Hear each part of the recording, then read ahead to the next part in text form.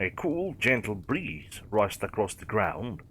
The thick carpet of fury-colored leaves was kicked up and spun in tiny whirlwinds across the ground, revealing patches of damp, browning lawn or black street beneath. The sounds of young children playing while waiting at bus stops carried far across the otherwise quiet town. Dark skies threatened to drop a thin layer of mist at a moment's notice.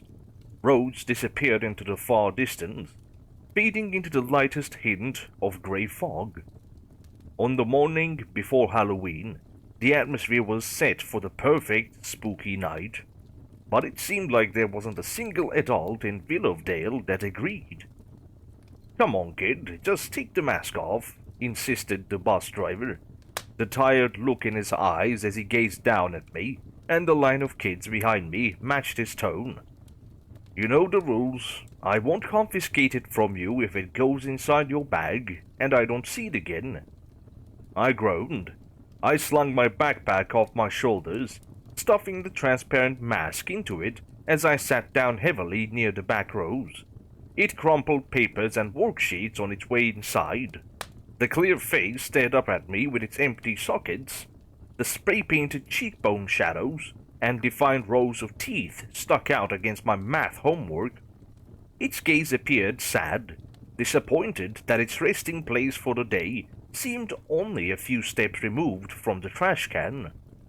I zipped the bag back up in frustration, sealing away my costume's finishing touch. If the mask were alive, it and I would be equally frustrated that the blood-splattered face of my skeletal gunslinger costume was downgraded to your run-of-the-mill yeehaw cowboy. 2 stops later and the pirate sat himself beside me.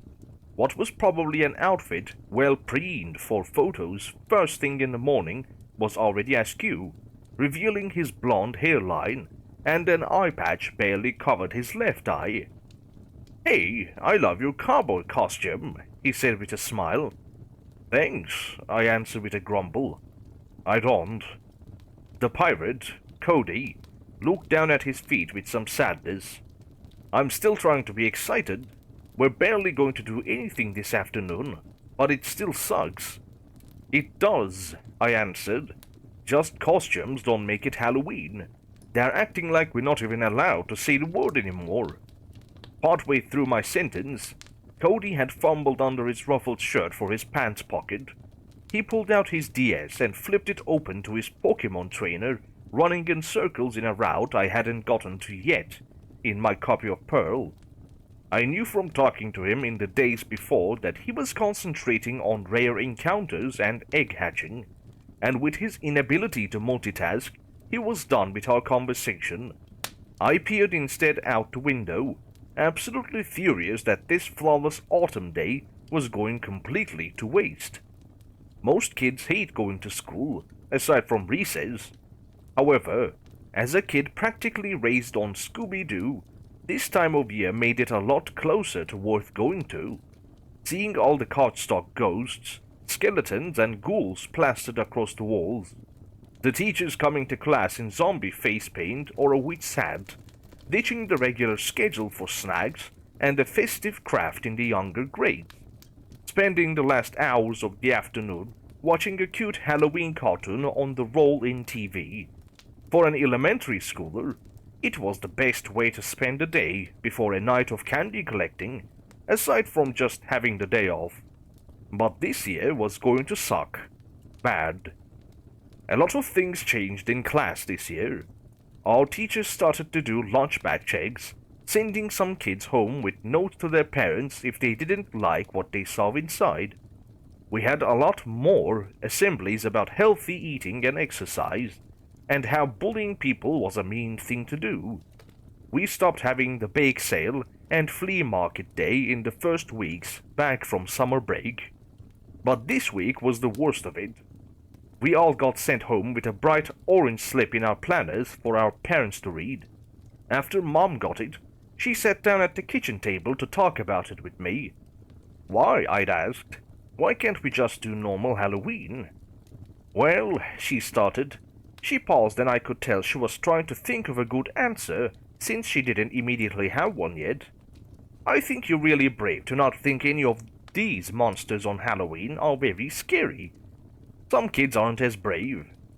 She bent down and gently ruffled my hair. We can still do ours the same way, and I'll still pack you some candy for lunch on Friday if you promise to eat it at recess. Don't worry. I worried. I'd grown used to all the decorations and themed activities over the years, but this time they ditched all of it in favor of mostly unrelated spirit days.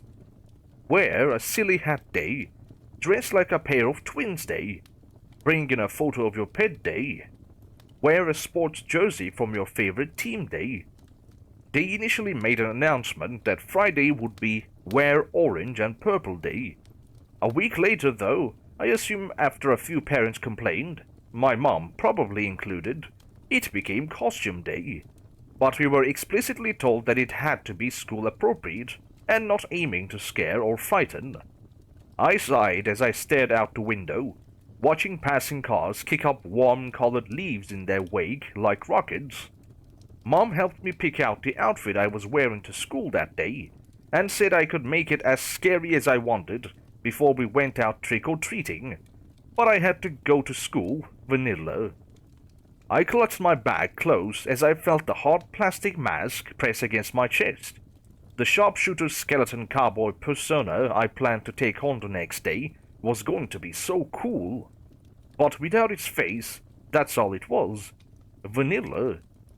I caught reflections of other kids in the glasses. Fairies, princesses, Disney characters, animals, superheroes. It all felt so sad to me, like the season lost its bite. To my disgust, I even saw a kid wearing the same hat, vest, and bandana as me. With the bus pulled to a stop and Cody folding his DS away, having had no luck, we slipped out single file with the crowd of students.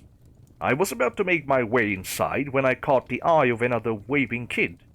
As he waded over, I recognized who it was, and noticed his uncostumed t-shirt and jeans. "Hey!" Brandon shouted, lowering his volume as we got close enough for inside voices. "Hey, meet me at Mrs. Smith's portable at first recess, okay?" I nodded as he folded back into the brightly dressed mob. I was a little shocked by the ear-to-ear grin on his face, as I thought Brandon would be just as miserable as I was. His strange behavior wouldn't leave my thoughts, even as I stepped into Mrs. Fleischer's classroom, recited the anthem, and raised my hand for attendance. Brandon and I had fun talking to each other sometimes, but I wouldn't exactly call us friends. Discussing ghosts and monsters with him was fun, because he knew a lot, but he gave me the feeling that if we didn't have that one thing in common, he'd be my bully.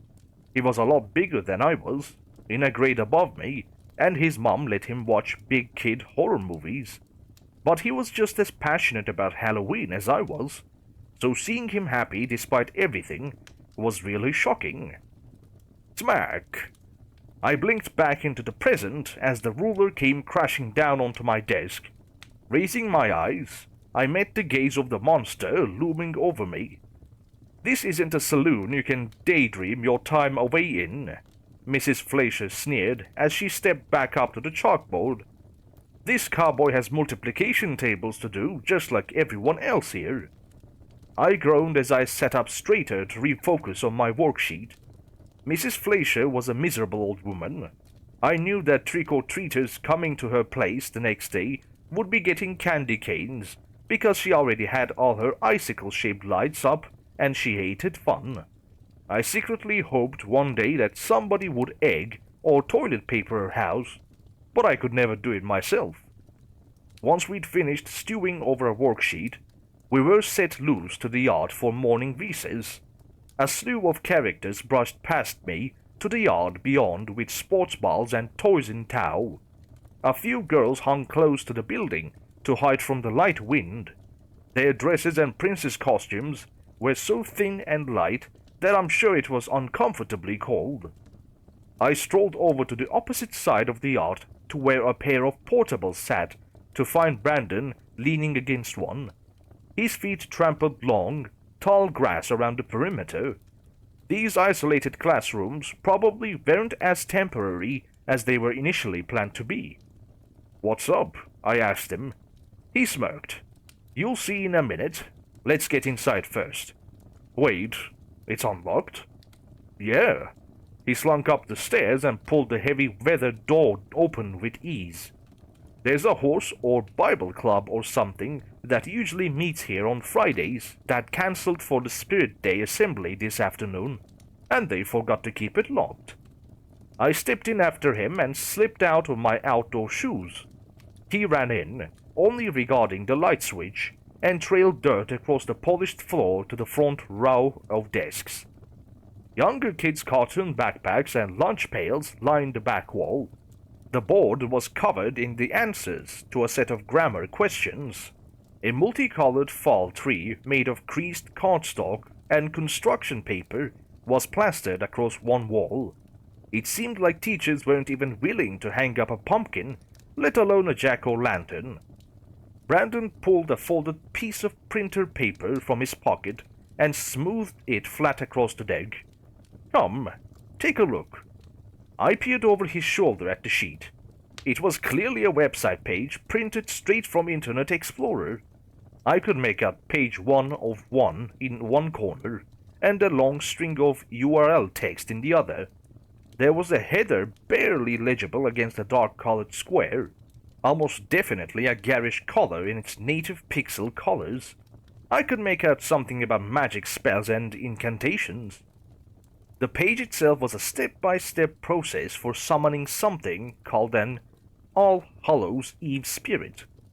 "What are we doing?" I asked, almost with a laugh. Brandon grinned. "We're casting a spooky Halloween spell." "Dude, there's no way this is going to work." I briefly pointed to the summoning sigil halfway down the page. It was off-centered and just looked like a simple cat face on a pumpkin that I would have doodled on the margins of my notebook. My eyes then glided over to the tiny "Try these other spells" menu to the left, and I yanked it out of his hands to read closer. "How to summon a demon, conjure a spirit, turn into a vampire, unleash your were..." I squinted. "Dragin?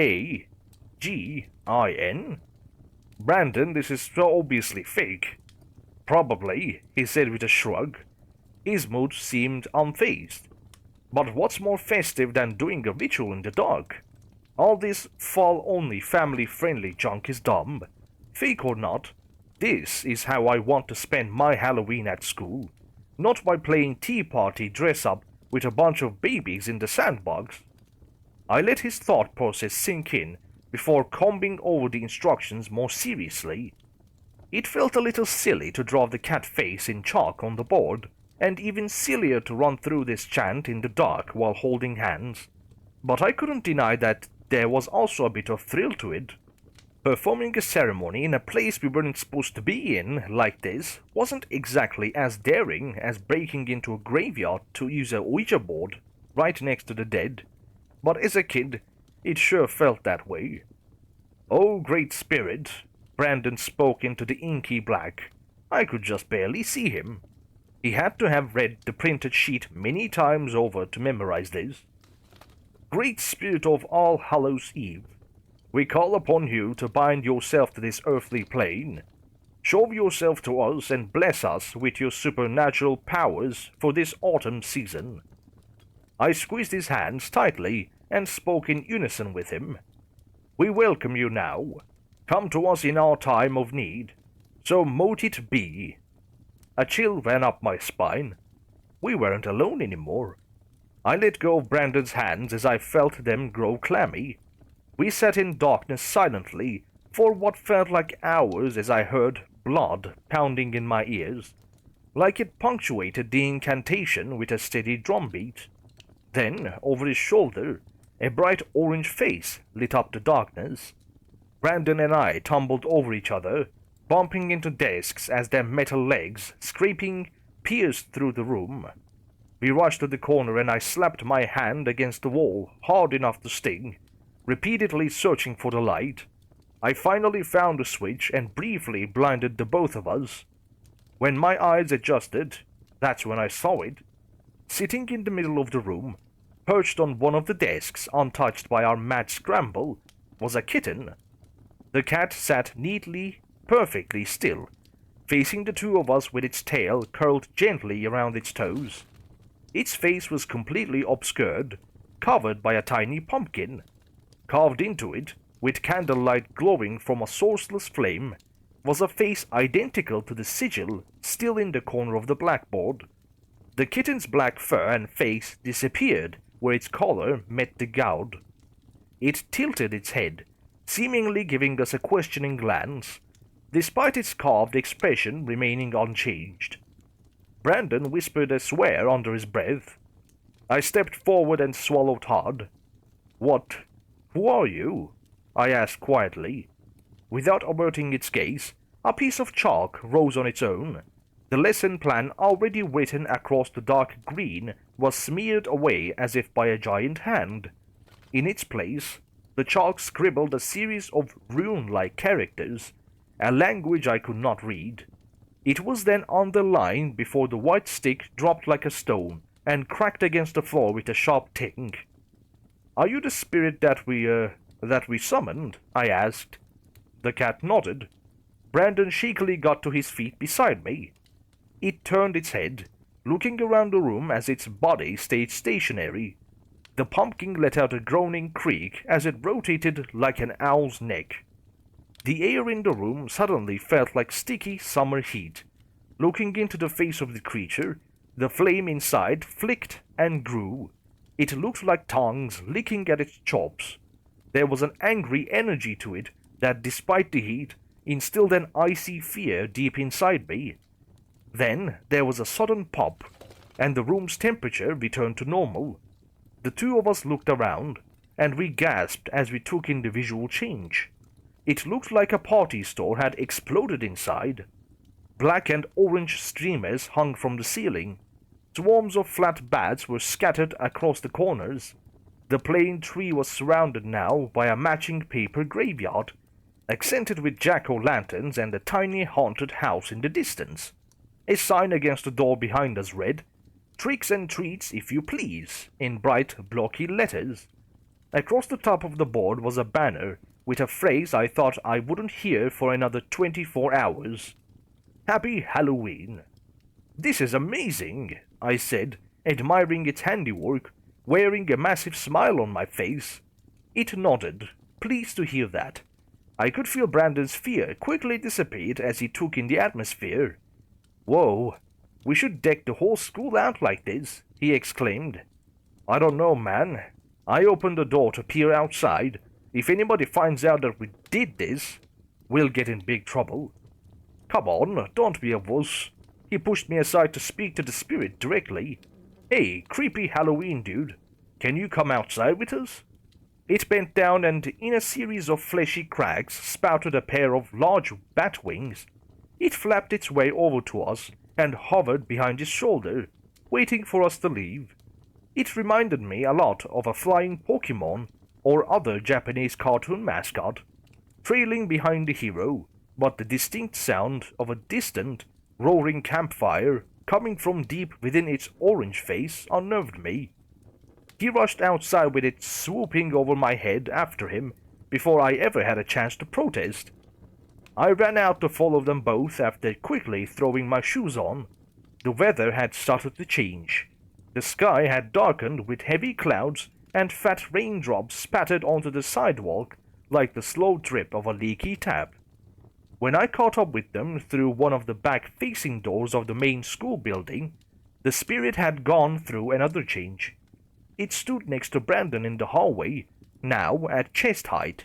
It stood on gangly legs with a thin frame, while its tail poofed out into a more wolf-like bush. It peered about, looking for more decor, as I felt the air around us heat up again.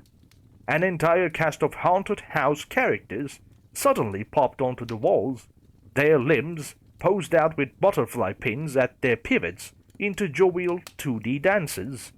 Witches, Skeletons and ghosts spread down the halls between grinning pumpkins. Their stares seemed to all be pointed at us, glaring down with a sinister look despite their happy positions, and it was uncomfortable to look them in the eyes. Before Brandon had a chance to get excited over the changes, the spirit leaned over to the dark window of Mr. Jackson's kindergarten class. A plain poster hung on the other side of an apple tree that read, "Happy Harvest." The spirit let out a horrifying screech as the sound of crackling flames roared through the echoing halls. My skin felt like I was back at summer camp, roasting hot dogs on a humid night. Brandon's face grew pale, as I could see sweat bead across his brow. A pair of strong arms, a patchwork of green shades, burst out of its bony old ones. Skin and hair fluttered to the ground like the remains of a popped balloon. It reached out, the stitching across its forearms straining to hold gaps and tears through its flesh together, and it ripped the door effortlessly out of the frame. Brandon's eyes were as wide as plates. "I think we messed up. This thing, this creature, this entity that was slowly evolving into some kind of amalgamate of Halloween icons, stormed into the room. It kicked over chairs and tables like they were weightless. The room's temperature began to increase once more, and the decorations inside changed. Fluffy fake cobwebs hung to the top corners. A large cauldron bubbled in the center of the room, boiling over with the haze of dry ice. Plastic body parts splattered with neon-bright red paint littered the ground. I looked up at the hanging poster to find the cartoony orchard tree now had a teardrop-shaped noose hanging from it. "Stop!" I shouted, stepping into the room. Brandon's hand brushed my shoulder, as if to hold me back, but there was no weight behind it. It only pulled my waist part way off my shoulder. "You have to stop. This class is full of 6-year-olds and... Oh, you two are going to be in detention for weeks," a familiar voice carried down the hall from my homeroom class, followed by the clunk-clack of heels sternly approaching. I knew you two wouldn't sit idly by without causing a ruckus. I leaned out the doorframe to see Mrs. Fleischer motioning to the standees along the wall as she stomped closer. "Just because your little demon got cancelled doesn't mean you can ruin everyone's peace of mind with your games and pranks." She tore a decoration off the wall with a loud rip, leaving a skeleton's arm dangling from it in a jagged rip. "Just wait until your parents hear." She looked up behind me, and her face visibly filled with dread. I felt hot breath on my back. The Hallowgamate climbed and leapt across the wall to stand in front of the two of us. Before we could register what was happening, we were hit with a spray of blood. What was once the teacher who taught me multiplication and division was pulled in half by its bare hands. What was left of her slumped to the ground like a soaked towel, leaving a bright plastic skeleton where she stood. She was gone. She was dead. She was dead, and we summoned the thing that killed her. It turned its head to look at me, and I saw its flame had grown. Deep into its eye-shaped socket, I saw another wick thrash, and between the crackling, I thought I could hear the sound of a woman screaming in torment. I stared on as the bright light burned spots into my vision. It started to shrink smaller and smaller as the distance between us grew. I came to my senses groggily. Brandon was pulling me by the hand away, further down the hall, and the pumpkin-headed beast turned to look out the window. I looked away, not willing to see or think about the red mass sitting underneath what otherwise looked like cheap plastic bones. He pushed me through the open door of my classroom before jumping in after me. He slammed it shut and shoved the heaviest desk he could immediately grab, and just collapsed. It was like he turned into a rag doll and crumpled into a sobbing heap. "We're dead. We're so dead," he muttered to himself as he hugged his knees close to his chest. A reverberating boom rang out in the distance, and I could hear a chorus of screaming children from outside. It broke through the wall. "We're so dead," he continued to wail. "It's mad." I stared off toward the broad windows. With the blinds down, I could only see shadows of movement, but I could still hear the shrieks of my schoolmates. I felt something threatening to bubble up in the back of my throat, but I buried it as deep down as I could. It hates that there is no festive decorations.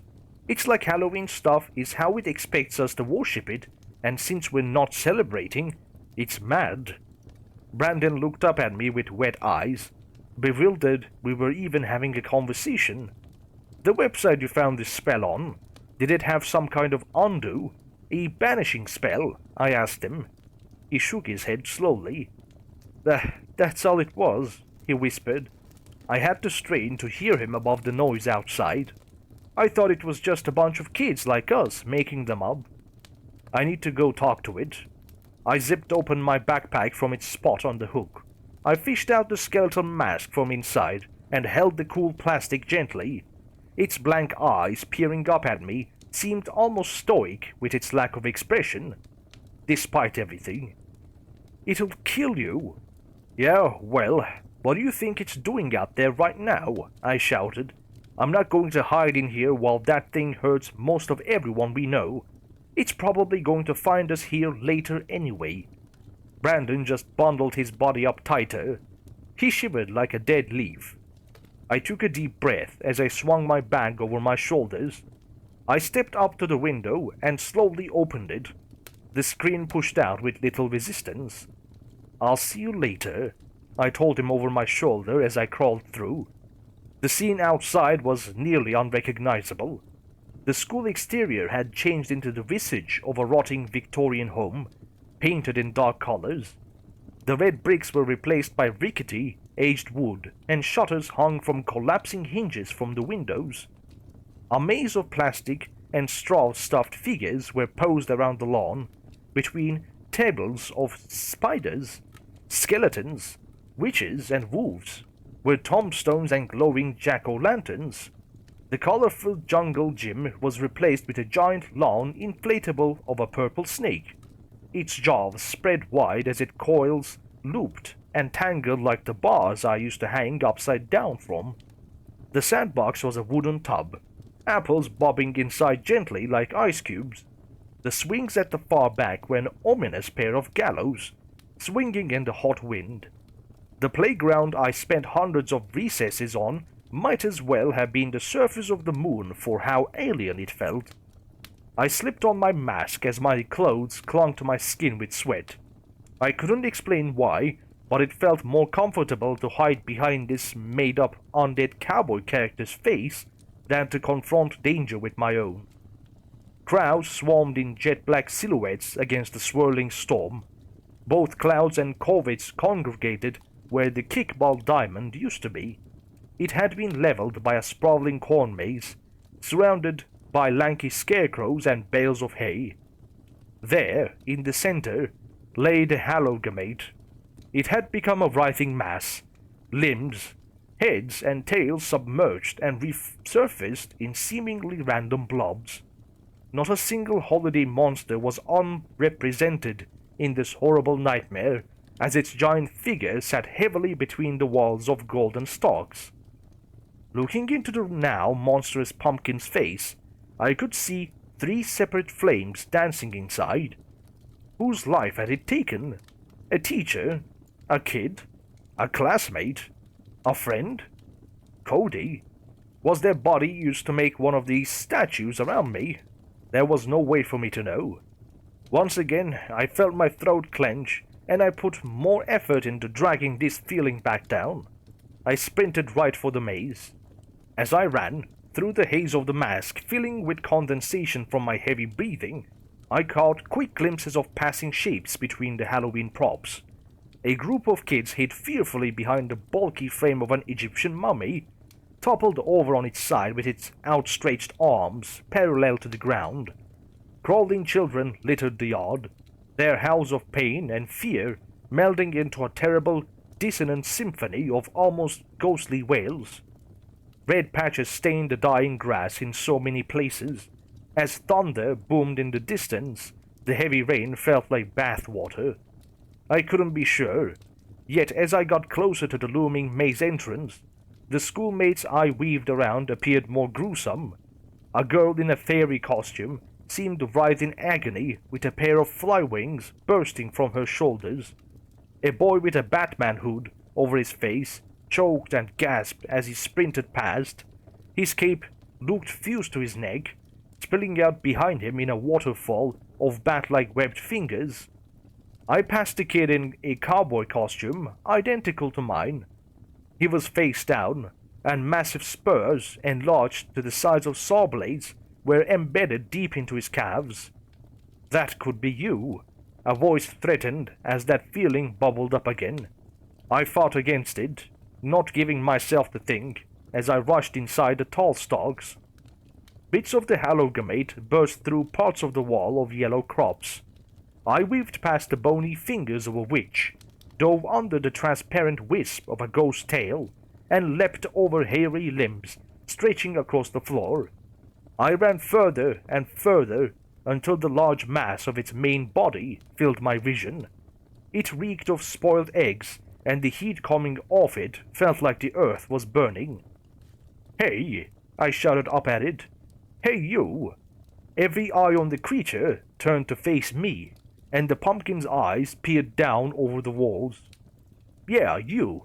You're no Halloween spirit!" A wolf's head bared its teeth and growled. "You've just been a selfish bully. Halloween isn't just about scaring people. I stood on a hay bale to make myself taller. It's about having fun. You're supposed to dress up with friends, go trick-or-treating, carve jack-o'-lanterns together, eat candy while watching cartoons, scare your buddies and laugh it off." I pointed at the glowing face of the pumpkin. "You're just scaring and hurting kids. That's not the spirit of the season. That's just being a self-absorbed jerk." Hundreds of faces screaming in anguish. Its fleshy surface began to boil and bubble as my skin felt like it was sunburned. I ran behind the nearby wall and braced behind the hay bale. There was an explosive bang, a hot flash as flying crops ripped past me, and it was suddenly deafeningly quiet. After some time, I felt soft fur brush against my side. I coughed and wiped some soot from my eyelids, pushing off my makeshift shield. I saw burning tufts of crops and scorched, bare ground around me. Embers tumbled gently in the wind. I looked down to see the pumpkin-headed cat figure that I'd last seen what felt like years ago. It nuzzled gently against me, running its body sideways along mine. The jack-o'-lantern's face seemed sad, almost apologetic as it looked up at me.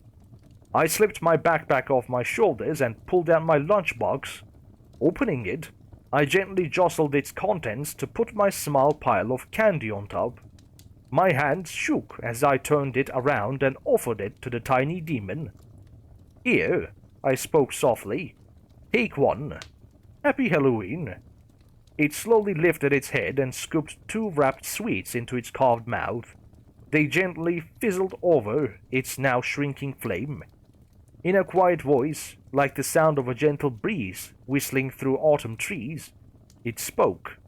It sounded like a kid, younger than I was, that struggled like someone speaking a second language.